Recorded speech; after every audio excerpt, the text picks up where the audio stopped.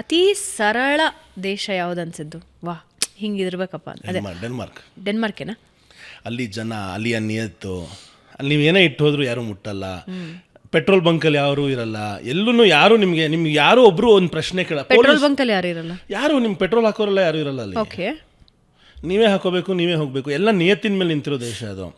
ಎಲ್ಲಿ ಹೋದ್ರೂ ಅಷ್ಟೇ ನಿಮ್ಗೆ ಯಾರು ಪೊಲೀಸವರೇ ಕಾಣಲ್ಲ ಇಡೀ ದೇಶದಲ್ಲಿ. ನೀವೇನಾದ್ರು ಕ್ರೈಮ್ ಮಾಡಿದ್ರೆ ಮಾತ್ರ ನಿಮಗೆ ಪೊಲೀಸವ್ರು ಕಾಣಿಸ್ತಾರೆ, ಇದ್ರೆ ಪೊಲೀಸವರು ಕೂಡ ಕಾಣಿಸಲ್ಲ. ನಿಮ್ಮನ್ನು ಯಾರು ಬಂದು ಪ್ರಶ್ನೆ ಕೇಳಲ್ಲ, ನಿಮ್ಮನ್ನು ಯಾರು ಬಂದು ಯಾಕೆ ಹಿಂಗಿದೆಯಾ ಅಂತ ಕೇಳಲ್ಲ.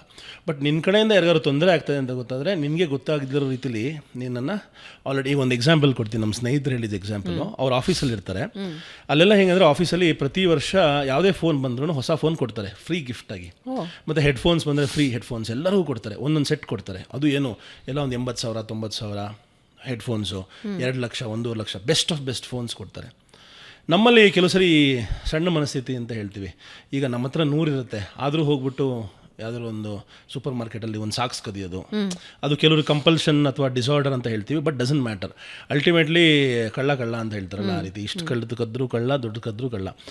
ಈಗ ಒಬ್ಬರು ಪರ್ಸನ್ನು ಆ ಒಂದು ಆಫೀಸಲ್ಲಿ, ಅವ್ರು ಭಾರತೀಯ ಮೂಲದವರು, ಅಲ್ಲಿ ಹೆಡ್ಫೋನ್ಸ್ ಅವ್ರಿಗೆಲ್ಲ ಕೊಟ್ಟಿರ್ತಾರೆ. ಆದ್ರೂ ಒಂದು ಹೆಡ್ಫೋನನ್ನು ಆಫೀಸಲ್ಲಿ ತುಂಬ ಬಿದ್ದಿರುತ್ತೆ. ಈ ಬೇರೆ ಹಳಬ್ರು ಬಿಟ್ಟೋಗಿರೋರು ಅಥವಾ ಕೆಲಸ ಬಿಟ್ಟೋಗಿರೋರು ಹೋಗ್ತಾ ಒಂದು ಎತ್ಕೊಂಡು ಹೋಗಿದ್ದಾರೆ. ಯಾರು ಅವ್ರನ್ನೇನು ಪ್ರಶ್ನೆ ಕೇಳಿಲ್ಲ, ಯಾರು ಅವ್ರಿಗೇನು ಮಾತಾಡಿಲ್ಲ. ನೆಕ್ಸ್ಟ್ ಡೇ ಅವ್ರ ಆಫೀಸಿಗೆ ಬರ್ತಾರೆ, ಅವ್ರಿಗೆ ಡಿಪೋರ್ಟೇಷನ್ ಲೆಟ್ರ್ ಕೊಡ್ತಾರೆ. ಆಫೀಸ್ HR ಬಂದು, ಸರ್ ನಿಮ್ಮನ್ನು ವಾಪಸ್ ಮನೆ ಕಳಿಸೋದಕ್ಕೆ ಕಂಪ್ನಿ ನಿರ್ಧಾರ ತೊಗೊಂಡಿದೆ, ಇವತ್ತಿಂದ ನಿಮ್ಮ ID ನಿಮ್ಮ ಲ್ಯಾಪ್ಟಾಪ್ನೆಲ್ಲ ಹ್ಯಾಂಡ್ ಓವರ್ ಮಾಡಿಬಿಟ್ಟು ನಿಮ್ಮ ಮನೆಗೆ ಹೋಗ್ಬೋದು ಇವಾಗ ಅಂತ. ಯಾಕೆ ಅಂತ ಕೇಳಿದ್ರೆ, ವಿಡಿಯೋ ಫುಟೇಜ್ ನೀವು ಕದ್ಕೊಂಡು ಹೋಗಿರೋಂಥ ಹೆಡ್ಫೋನ್ಸನ್ನು ಇದು ನಾಟ್ ಮೊರಲ್ ಅಂದ್ಬಿಟ್ಟು ಹೇಳಿ ವಾಪಸ್ ಕಳಿಸಿ. ಅದರ ಅರ್ಥ ಏನಂದರೆ, ಅವ್ರು ಯಾರು ನಿಮ್ಮನ್ನೇನೋ ಡಿಸ್ಟರ್ಬ್ ಮಾಡಲ್ಲ, ಆದರೆ ನಿಮ್ಮನ್ನು ನೋಡ್ತಾ ಇರ್ತಾರೆ, ನಿಮ್ಮನ್ನು ಅಬ್ಸರ್ವ್ ಮಾಡ್ತಾ ಇರ್ತಾರೆ. ನಿಮ್ಮ ಎಥಿಕ್ಸು, ನಿಮ್ಮ ಮೊರಾಲಿಟಿ ಮೇಲೆ ಅವ್ರು ನಿಮ್ಮನ್ನು ಬೆಳೆಸ್ತಾರೆ.